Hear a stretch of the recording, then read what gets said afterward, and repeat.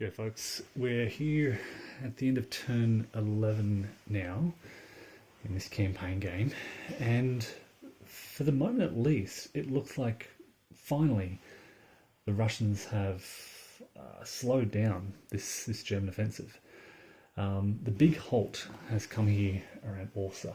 Orsha. So the Germans have captured the city hex, which is here. But this Soviet defensive line, there's a bit of this is a major river running down here, the Dnieper. There's a minor river just weaving through here. They've got strong points and they've got some strong defensive points here. The Germans have consolidated. There's about five Panzer, I think five Panzer divisions in this area. This includes the Northern 3rd Panzer Group and some divisions from the south, which have come and pushed up through Mogilev. Across the Dnieper and are operating on the eastern side here. But these divisions just have not been able to break through this line. They've been held up here in this area for about 2 or 3 turns now. They're not making any progress. You can see what the Russians are doing. They're building even more strong points to extend that line, link it up with Vitebsk up in the north. You can see they're kind of building up a little bit of a line up here, and it's frustrating the German advance.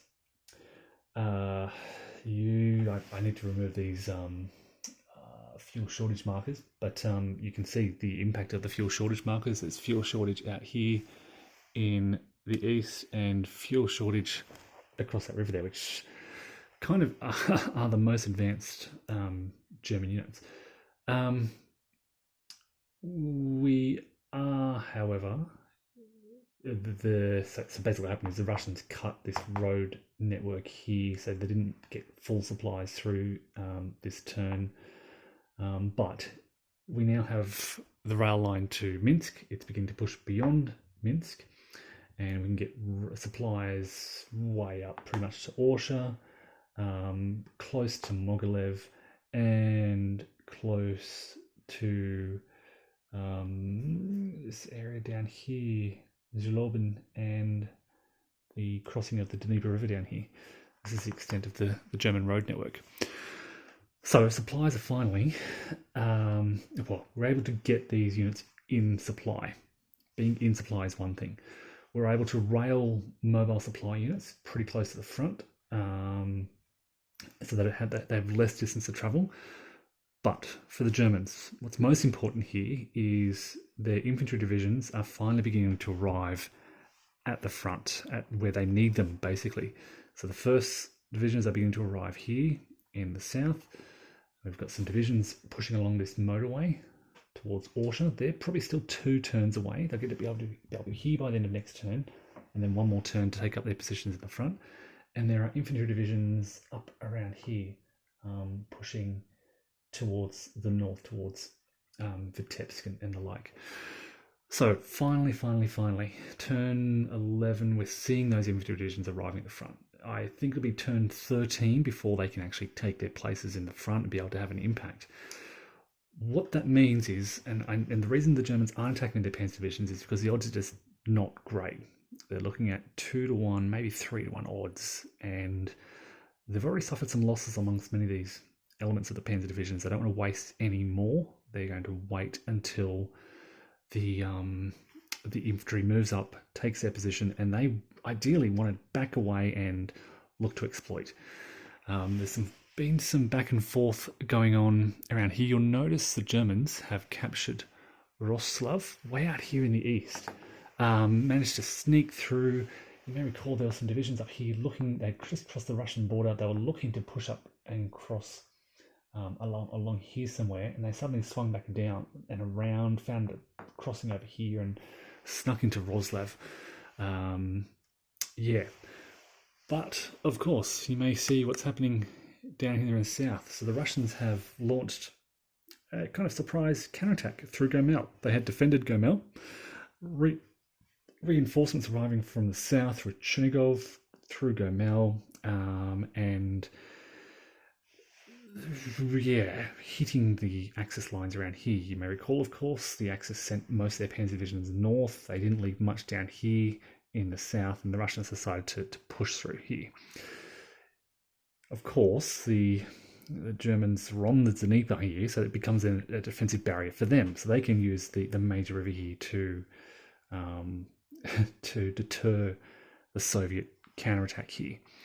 In response, the Soviets are trying to push their line. They've secured the river crossing up here around Stary Bykov.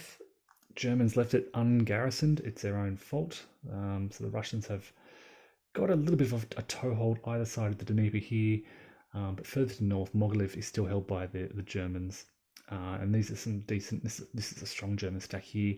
And again, the infantry just about to arrive in this area. Soviets are trying to push north. They may continue pushing and really, I mean, these guys are out of supply, I will point out, but they're relying on, they had some mobile supply units in the area. I think they've still got some mobile supply units up here, perhaps, to continue their supply.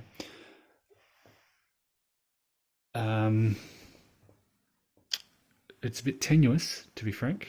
I'm not really haven't been sending any mobile supply units through Mogilev, and not really extending the rail line.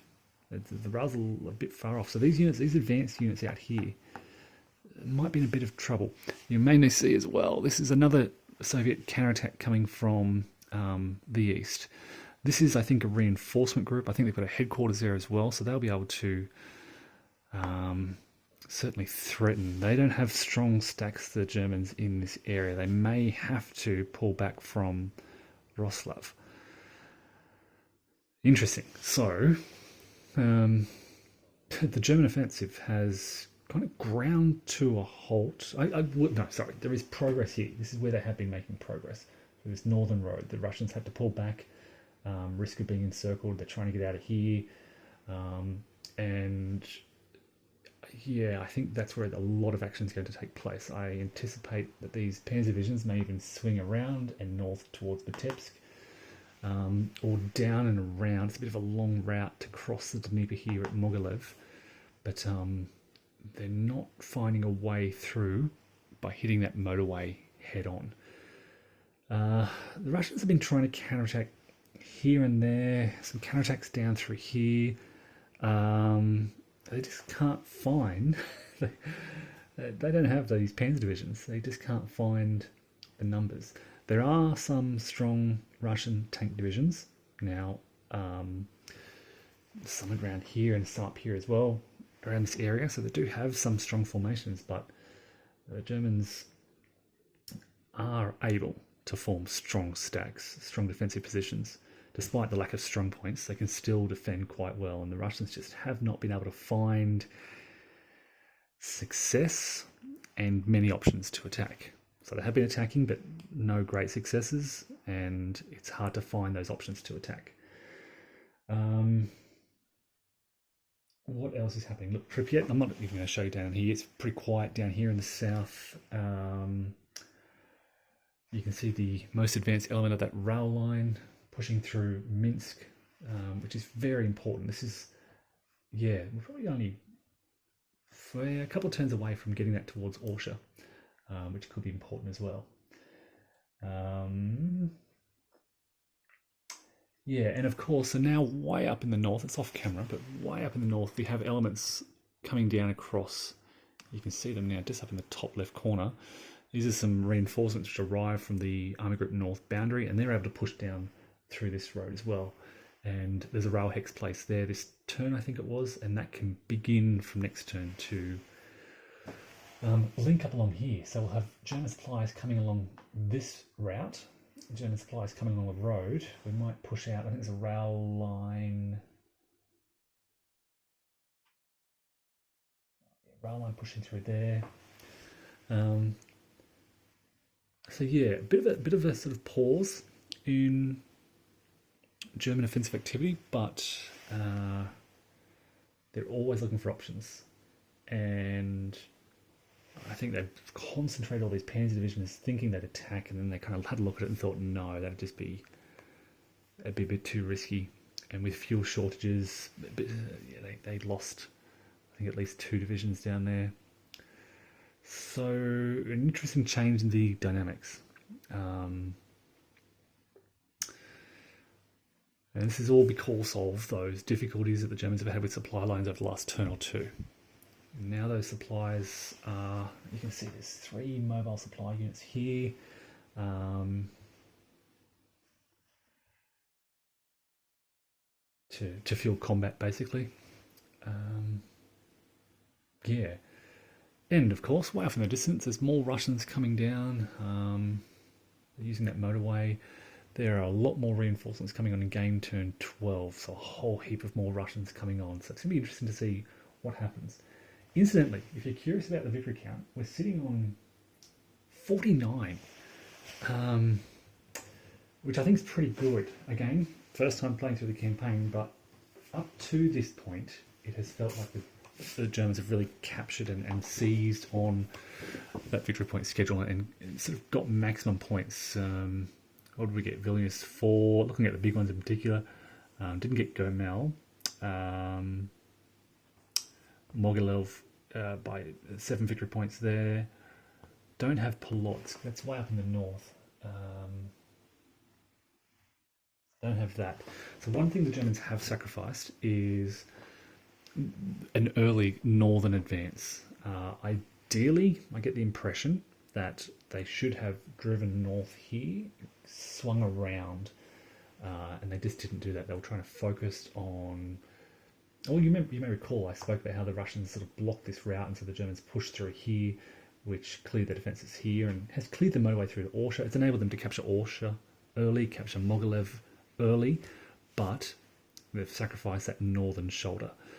Now that the Russians have really been focusing their attention here, I think now may be the time to reshift this sort of secondary roads through here. They can shift these panzer divisions. They may even be able to strike along the river here. Some tough Soviet defences, but some very tough panzer divisions in the area. So yeah, a change in the tune a little bit, and we'll see how that plays out over the next turn or two as these infantry divisions begin to arrive. And free up those panzer divisions to be a bit more mobile and kind of fulfill the role they should be playing.